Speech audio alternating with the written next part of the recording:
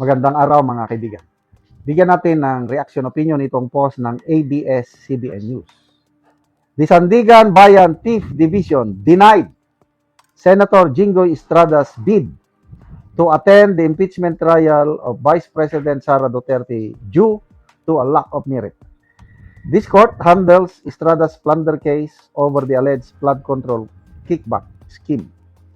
So, ito na, nagsalita na ang korte. Kasi may suspension na 90 days si Senator Jinggoy na ipinataw sa kanya ng Sandigan Bayan na nagsimula pa nung kailan? Siguro magwa 1 month na rin. May isang buwan na bang nakakulong si Senator Jinggoy? O 3 weeks na, no? Magwa 1 month na. So, kung 90 days, sabihin na natin June, July, August. Matapos yung suspension niya by early September. So baka pwede na. Kasi 90 days lang yung suspension. Hopefully, na after yung 90 days suspension, wala nang another suspension. So ibig sabihin, pwede niya nang gampanan ang kanyang tungkulin bilang senador. Kasi suspension lang naman. Hindi naman expulsion. Wala pa namang conviction sa kanyang kaso. Diba? So hopefully, by September, baka pwedeng pagbigyan ulit si Senator Jinggoy na mag-attend sa trial. So most likely, itong si Senator Marcoleta, baka ito, opinion ko lang ito dahil pareha sila ng kaso, plunder Most likely, mabibigyan din siya ng suspension. At dahil suspended siya, hindi rin siya makaka-attend ng impeachment trial. Ang ganda sana kung nandyan si Senator Marcoleta na magtanong sa mga witnesses o doon sa House Prosecution Panel. But tanggapin na natin, that's life. Parte yan sa proseso sa batas. Yan ang accomplishment ng Marcos Jr. administration. Nakapakulong sila ng 2 active na senador. Kaya, ngayong sona ng Pangulo, meron na siyang maipagmamalaki. Tingnan nyo, dahil sa ginawa ko nung last sona, sinabi kong mahiya naman kayo, ito na, nakakulong. Marcoleta, dahil sa 75 million na campaign donation, hindi niya yon. Related ba yun sa flood control? Yung pinagmamalaki niyang mahiya naman kayo, flood control funds yun.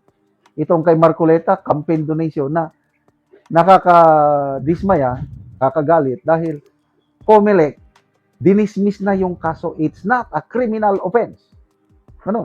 Yung hindi mo paglalantad ng yung campaign contribution, hindi na yan punishable sa batas. Tapos ito, pinakulong nila ang isang senador nang dahil sa masyadong makulit, masyadong maingay na nagpapaimbestiga sa flood control scandal. Ito ang main issue ngayon, yung flood control scandal. Yan ang magiging legacy ng administrasyong ito. Kahit ano pang sabi ng palasyo ang Pangulo na, I am the only president na nagpaimbestiga ng flood control scandal. Mga naunang Pangulo, wala silang ginawa. Ako lang ang nagpaimbestiga. Ako lang ang may napakulong. Sige, pagbigyan natin. Kung yan ang tingin nyo sa sarili niya, palakpakan nyo dyan. Kaya, nakakaawa dahil lumabas na yung second quarter survey ng Publicus Asia, lalong bumulusok ang negative rating niya. Tumaas ang rating, kailang negative. Yung dating negative 13 sa Pulse Asia, negative 15 sa SWS, naging negative 27 na sa Publicus Asia. Baka darating pa nun, magiging negative 50 na yan. Basta ito lang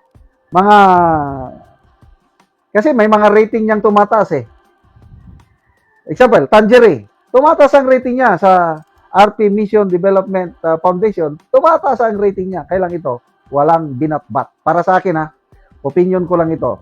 Yang Tangerine, RP Mission Development Foundation, Okta Research, yung tatlo na yan, hindi ko pinapaniwalaan ang mga survey result. Kasi mataas na mataas ang rating ni PBBM dyan. Ang mga tunay para sa akin, credible na survey firms is SWS, Pulse Asia, Publicus Asia, at saka WR Numero. So, good luck po, Senator Jinggoy. Konting tiis lang. Hindi panghabang buhay na nakakulong kayo dyan. Darating ang panahon. Kung ano ang iyong itinanim, aanihin mo. Nagtanim kayo ng paninindigan, prinsipyo. Hindi yan makakalimutan ng nakakarami sa taong bayan. 2028, mag-iiba na ang ihip ng hangin. Saludo ako. Pasalamatan natin, ipagdasal natin, Senator Jinggoy Estrada at Senator Rodante Marcoleta. Salamat mga kaibigan sa inyong pagsubaybay sa channel nito.